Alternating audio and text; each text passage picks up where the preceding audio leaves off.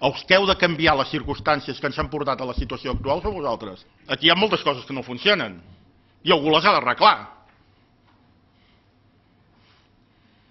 I esclar, si espereu que les generacions abans vostres les arreglin, les que les han espatllat, anem llestos.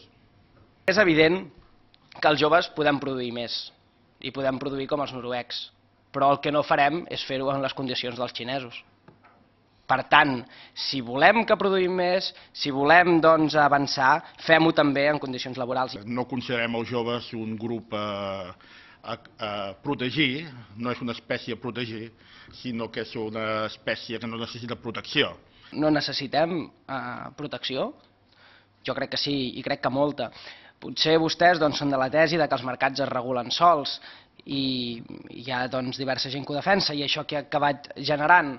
Doncs ha acabat generant que l'atur recaigui d'una forma molt més accentuada en el jovent, ha acabat generant que els índexs de temporalitat siguin molt més alts entre el jovent, ha acabat generant que els sous més baixos es paguin al jovent, i per tant és evident que els joves necessiten més protecció que la resta de persones que estan en el mercat laboral. És que és una evidència, només per les xifres, és una evidència, i per tant li demanem al govern de Catalunya que actuï específicament per defensar les condicions laborals dels joves. Els joves que estiguin indignats, creïn empreses, que és una bona forma que els hi passi la indignació i transformin la societat. Si hi ha indignats és perquè hi ha un atur galopant, perquè cada cop els serveis socials i l'estat del benestar és menor i perquè es van retallant drets socials. Si el govern vol deixar o vol que hi hagi menys aturats, actuïn d'una forma determinant sobre l'atur, actuïn per defensar l'estat del benestar i segur que els indignats es reduiran. A vegades es tracta de coses tan senzilles, de tenir una experiència vital a l'estranger, per exemple, servint cafès a una cafeteria de Londres per guanyar fluïdesa amb l'anglès.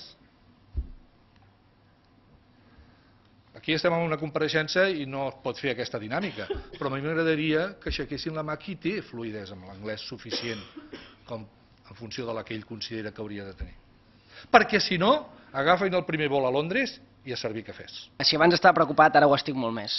El conseller d'Empresa i Ocupació ens ha dit textualment als membres de la Comissió de Polítiques de Joventut i per tant al jovent català agafin el primer vol a Londres i a servir cafès, textualment.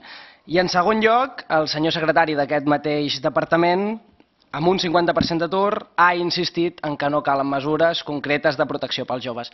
L'únic que diré, sisplau, si es veuen amb els braços caiguts, pleguin i deixin pas a qui vulguin arreglar les condicions laborals dels joves i a qui vulguin frenar el gran atur que tenim. Si vostès no es veuen capaç, deixin pas a qui sí que s'hi vegi capaç.